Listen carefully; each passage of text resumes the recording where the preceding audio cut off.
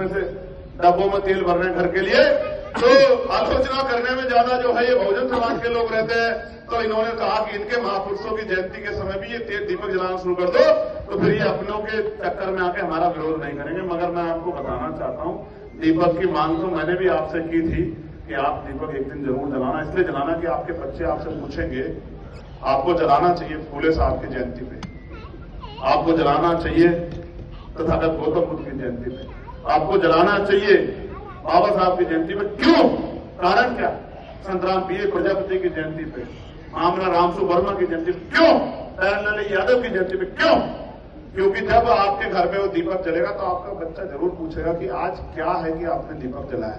जब वो आपसे बच्चा आपके उसमें जिसमें जिज्ञासा पैदा हो जाए तो आप उसको बताना कि आज हमारे इस महापुरुष की जयंती है, इसलिए हमने दीपक जलाया, क्योंकि हमारे जीवन में दीपक, हमारे जीवन में रोशनी करने वाले महापुरुषों का योगदान है, जिससे आपकी आने वाली पीढ़ियां अंधविश्वास, पाखंडवाद, झूठ भरत में न जाके अपने सच्चे महापुरुषों को पहचान के उन महापुरुषों के दिखाए रास्ते पर चलने का काम किया। इसलिए मैंने आपसे कहा। लेकिन ये सरकार क्या कर रही है?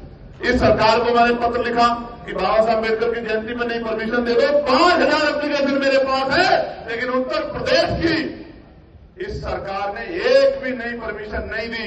इस प्रदेश में मैं पूछना चाहता हूं आज मुख्यमंत्री से, क्या उत्तर प्रदेश में बाबा साहब अम्बेडकर को मानने वाले लोगों को अपने महापुरुषों की जयंती मनाने का अधिकार भी नहीं है? क्या इस प्रदेश में आर्टिकल 25-26 संविधान का लागू नहीं होता है? क्या इस प्रदेश में कमजोर वर्गों के महापुरुषों की जयंती मनाने के लिए, यानी कि जो उनकी आस्था है उसके सम्मान की कोई कीमत है या नहीं है, उनकी भावनाओं का कोई सम्मान है या नहीं है?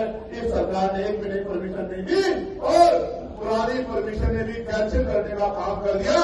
और इनके एक अधिकारी तो उधर बुलंदशहर की तरफ बैठ के बोले कि अगर आपने ऐसा गाना चला दिया तो मैं ये कर दूंगा। ये गुंडागर्दी उनके क्यों नहीं दिखाते जब कोई इस तरह के गाने चला के कमजोर वर्गों के घरों के सामने, मस्जिदों के सामने, मदरसों के सामने चला के और देश का अराजकता फैला के माहौल खराब करने का काम करता है? तब आपकी लाठी को सांप क्यों सूंघ जाता है? तब आपकी आंखें क्यों बंद हो जाती है?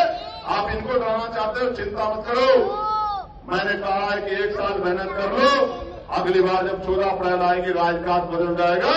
अपने मसीहा की जयंती चाहे राष्ट्रपिता ज्योतिबा फूले की हो चाहे बाबा साहब की हो, डंके की चोट पर माना कोई रोक नहीं पाएगा मेरी बात।